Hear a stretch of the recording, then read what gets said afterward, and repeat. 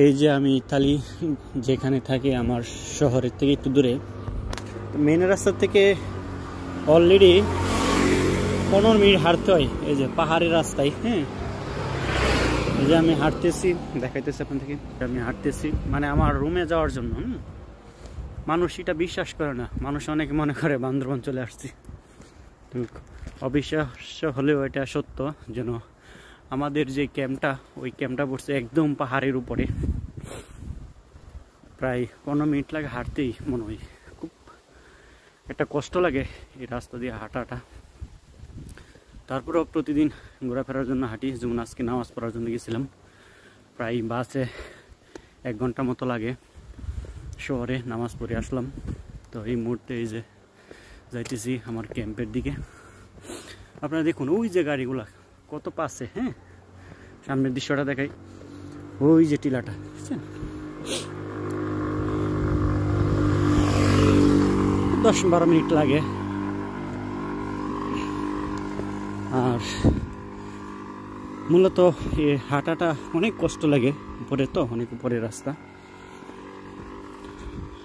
আর বিশেষ করে ইতালিয়ান রাস্তা, গাড়ি অলরেডি ডাইনে চলে আসা, বামে চলে যাওয়া, মানে বাংলাদেশ থেকে একটু ব্যতিক্রম।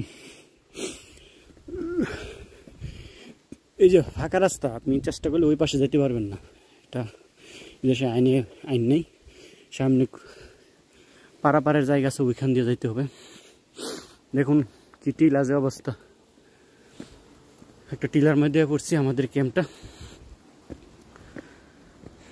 এই যে আমার পিছনে দেখাই, দেখেন ওই যে পিছনে, দেখছেন ওই যে বাইক আসতেছে। ওটা তো ভালো একটা টিলাই বলা যায়। হাঁটাটা অনেক কষ্ট লাগে, আর নামার সময় যেমন ধাক্কায় নামাই শরীরে, এরকম মনে হয়।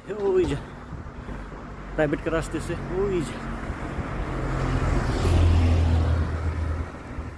আমাদের ক্যাম্পের আর একটু সামনে ক্যাম্প, এখনো ক্যাম্পে আসি নাই। তো ইতালি জেনোভা শহর থেকে 1 ঘন্টা লাগে বাসে আসলে, তারপর হাঁটতে হয় 10 মিনিটের মতো। এই যে এখনো হাঁটতেছি, হাঁটা একটা জগিং বলা যায় এটা। আর যারা বাঙালি হঠাৎ করে হাঁটতে পারে না, হাঁপায়া যায়, নিজে কষ্ট করি অনেক। এই যে আমাদের ক্যাম্প, এটা ওইটাই আমাদের ক্যাম্প। ওই যে রাস্তাটা দেখাবো, পারাবারের রাস্তা, এই যে আমাদের ক্যাম্পটা, ওই যে এটা হলো আমাদের ক্যাম্প। ওই ক্যাম্পে যাব। এই যে পারাবারের রাস্তা আছে, এই পারে দিয়ে তারপর যাইতে হবে। এই যে হাঁটার রাস্তা,